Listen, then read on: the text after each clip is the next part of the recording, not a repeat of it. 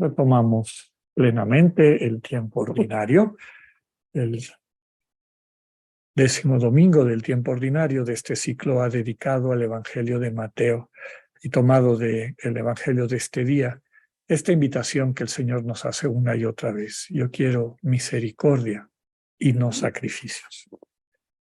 La primera lectura que nos va introduciendo en este misterio está tomada del profeta Oseas, al que se le ha llamado el gran profeta del amor divino. Recuerden el contexto. Oseas estaba profundamente enamorado de una mujer que le es repetidamente infiel.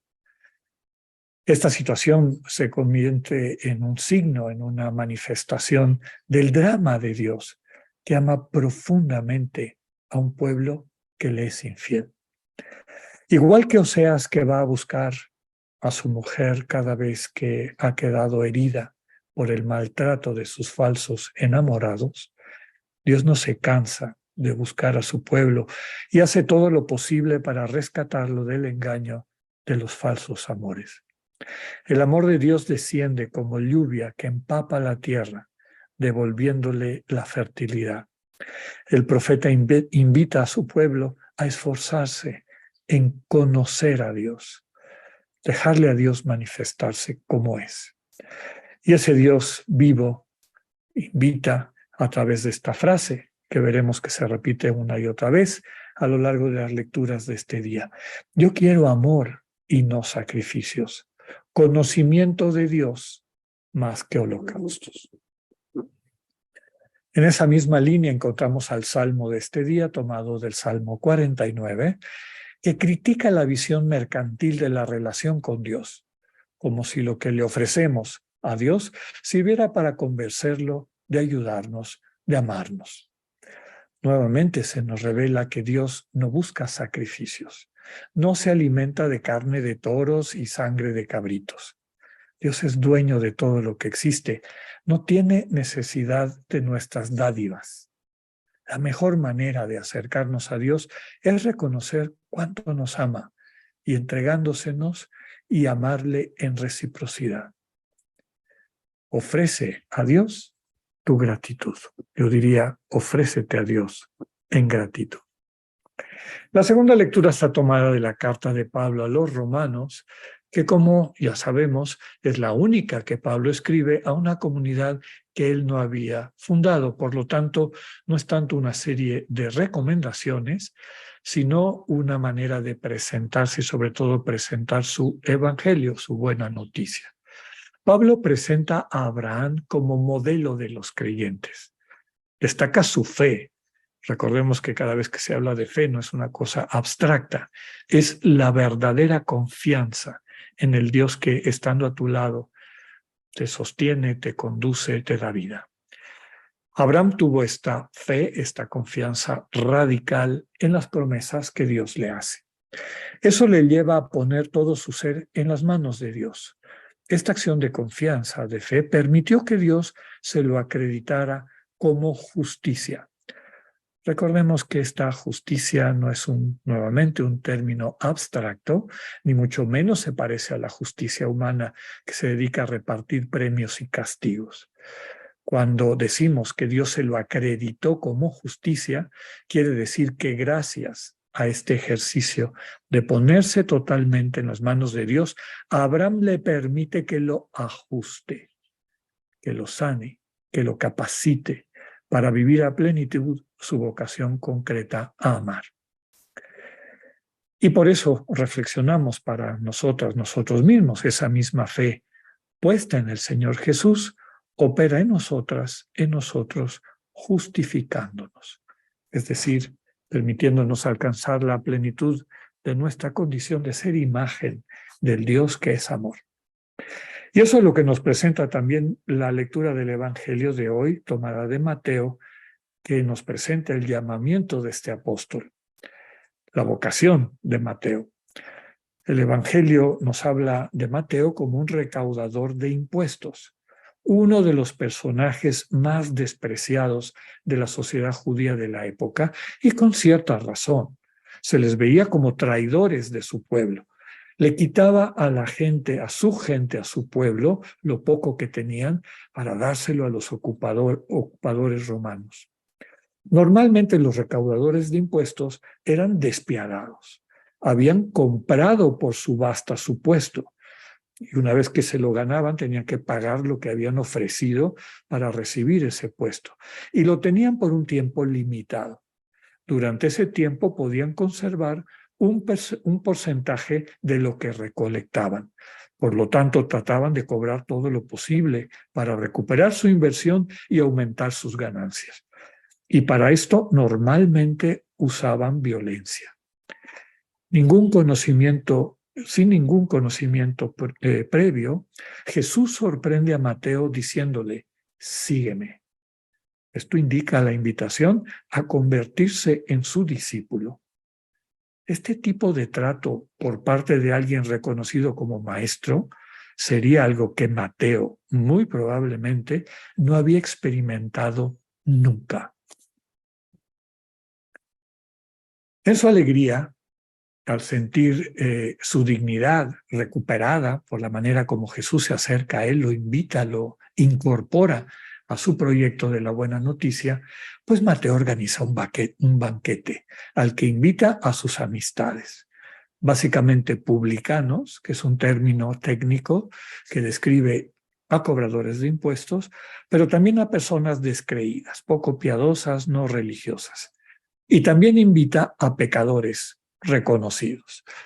Muy probablemente el pobre de Mateo no tenía nadie más que invitar, eran las personas que él frecuentaba. Jesús y sus discípulos, nos dice la lectura del Evangelio, se sentaron a comer con esa compañía, con esas amistades de Mateo. Recordemos que el acto de comer, es decir, qué comemos y con quiénes comemos, que se llama comensalidad, era muy importante en la práctica judía piadosa de la época. Comer algo impuro o comer con impuros se traducía en impureza para quien cometía esa transgresión.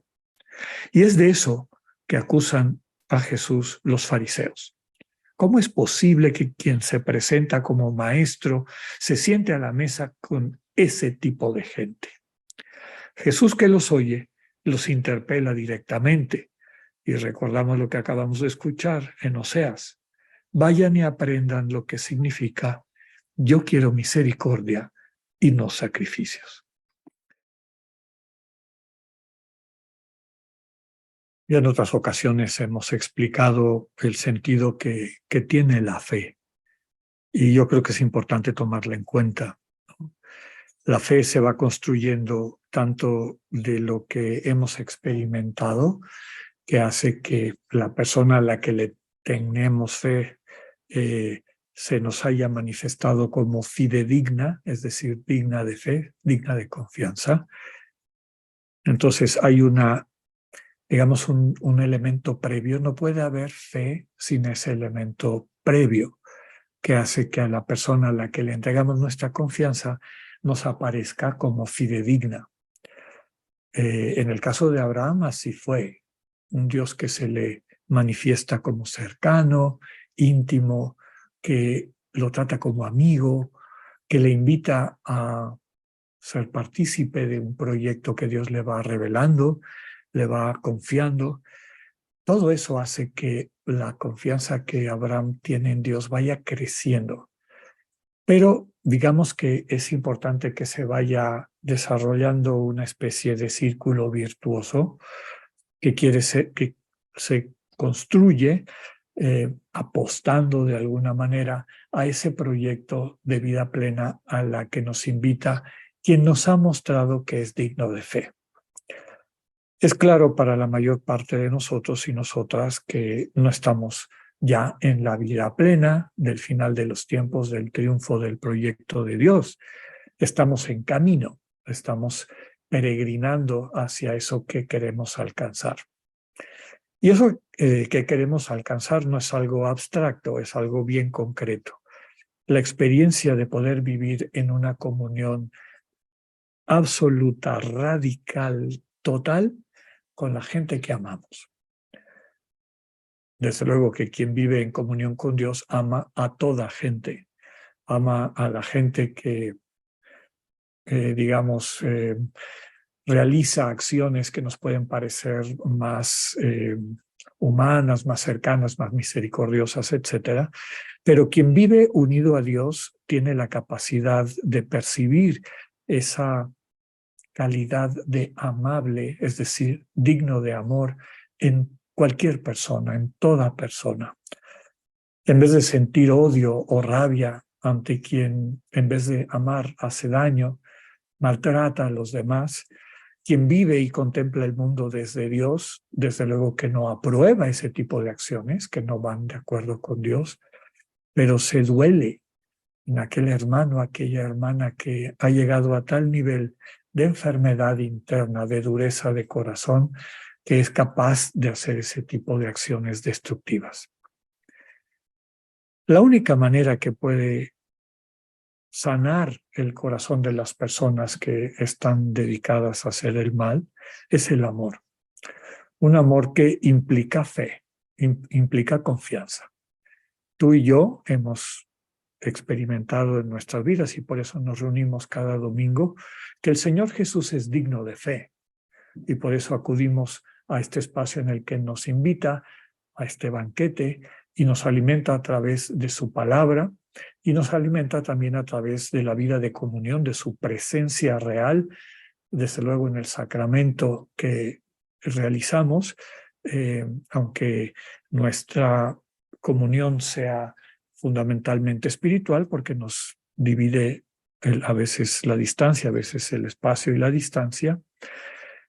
Pero todo esto lo vivimos como comunión y la comunión de los creyentes también es un lugar donde el cuerpo vivo de Cristo se hace verdad, se hace realidad.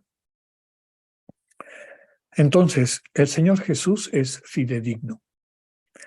Abraham y todos los que han seguido esta intuición, este deseo, esta relación de amor con Dios, han apostado sus vidas para que el amor se haga presente en medio del mundo.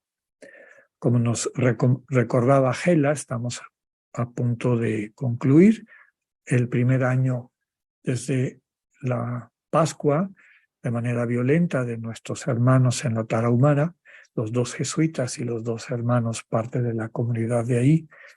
Y a lo que debemos sentirnos invitados es a construir un mundo que esté centrado alrededor del amor. No caer en la trampa de dividir el mundo entre los buenos y los malos, los que son santos y los que no son santas. En el fondo, cada ser humano es el fruto en buena parte de las circunstancias en las que vivió y creció, y muy probablemente será el caso del personaje que nos presenta el Evangelio, Mateo, ¿no? No conocemos su historia, pero nadie se levanta un día habiendo sido bueno y habiendo sido profundamente bendecido y decide ser malo porque le da la gana, ¿no? Casi siempre hay una historia. El mundo en el que vivimos es un mundo complejo. En ocasiones las heridas de generaciones anteriores se pasan a las siguientes generaciones. Niños que crecen, niñas que se van desarrollando sin una experiencia de un amor que los arrope, que los ame, que los vaya permitiendo experimentar su dignidad, sintiéndose amados, amadas. Y eso trae como consecuencia, sin duda, muchas de estas acciones que eventualmente se agravan porque, pues, en un círculo vicioso, en este caso no virtuoso, sino vicioso, vamos tomando o se van tomando decisiones que nos separan del amor de Dios.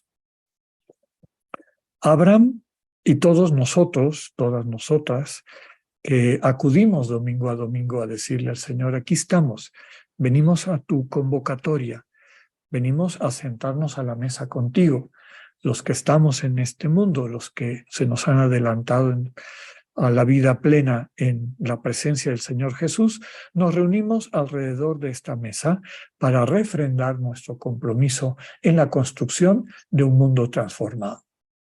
Y eso quiere decir que, recordando a la fe, partiendo y confiando en un Señor Jesús que nos ha demostrado que su amor siempre está a nuestro lado, pues nos arriesgamos a llevar ese amor a un mundo que no siempre lo entiende.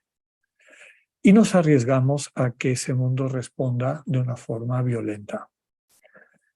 Pero quien se siente sostenido por ese Dios que nos espera, por ese Dios que nos abraza, por ese Dios que nos capacita, pues lo hace sabiendo que nada le podrá separar de ese amor definitivo de Dios y por lo tanto nada le podrá separar del amor definitivo con todas aquellas personas con quien se siente unido, unida.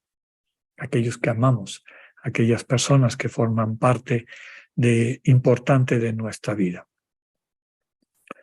Mateo vivía, ubíquenlo ustedes, imagínenselo, pues entre sentirse a lo mejor superior, porque a través de el poder que ejercía, pues seguramente vivía bien robándole a la gente de su entorno, cobrando impuestos, como les decía, colaborando con los romanos. Casi siempre los cobradores de impuestos iban acompañados de un destacamento romano para que a fuerza los soldados le extrajeran las riquezas, los bienes que les cobraban a la gente necesitada, a la gente pobre. Tal vez a momentos Mateo se sentía superior porque creía que era más inteligente y había encontrado un nicho para vivir bien. Y vería a los otros que lo despreciaban como, sí me desprecias, pero aquí el que tiene plata, el que vive bien soy yo. Había cada vez una mayor división entre los dos, ¿no? Pero habría momentos en los que Mateo, a lo mejor en las noches, cuando no lograba conciliar el sueño, pues sentía remordimiento, se sentía pues que su vida no tenía mucho sentido, que en el fondo muchas de las riquezas y las cosas que la riqueza le podía traer eran solamente distracciones para captar que en su corazón no había amor, que su corazón estaba vacío, que no había ninguna cosa que podía sustituir un amor sincero, un amor de alguien que nos demostrara o le demostrara que estaba con él en las buenas y en las malas, que lo mirara con cariño, con reconocimiento, finalmente transmitiéndole no solamente su dignidad en abstracto, sino ese vínculo que nos transmite la mirada de la gente que nos ama. Qué sorpresa para Mateo y qué sorpresa también para los otros que fueron a esa comida en la mirada del Señor Jesús. No hay juicio. Si hay algo es este amor, este compromiso, la imagen también de toda la profecía alrededor de la vida de Oseas, que no se cansa de ir en búsqueda de la mujer a la que ama, a pesar de su infidelidad, a pesar de cómo termina maltratada, destruida por esas decisiones equivocadas, por seguir falsos amores, ese amor constante que nos transmite la lectura del profeta y que nos presenta de una forma particularmente clara el amor insistente de Dios. Muchas veces el Señor se acerca a nosotros en nuestra condición de, pues, heridos por el camino, por nuestras infidelidades, y nos cuesta trabajo dejarle que nos manifieste su cariño y se siente a comer con nosotros. Le pedimos al Señor la gracia de manera especial en este día que nos ayude a no solamente participar en este banquete en donde todas y todos estamos invitados, invitadas, sino también a cumplir nuestra vocación de llevar este banquete al mundo, de crear espacios en donde nuestros hermanos y hermanas, especialmente quienes se sienten más despreciados, más marginados, más excluidos, puedan sentirse parte de esta gran familia de Dios. Recordemos que la invitación que el Señor nos hace es a la misericordia. Ya hemos explicado muchas veces que misericordia significa tener un lugar en el corazón para quien sufre. Que habiendo participado de este banquete que recibimos en el corazón de Jesús, nuestro corazón se convierte en un lugar donde recibimos en el banquete de la vida compartida a nuestros hermanos y hermanas que más lo necesitan. Que así sea.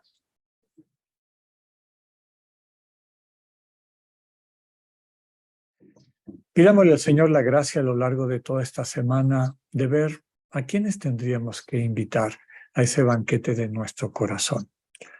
Misericordia quiero, no sacrificios. Es decir, ejercita tu corazón como yo te he enseñado, como yo te recibí, nos dice el Señor.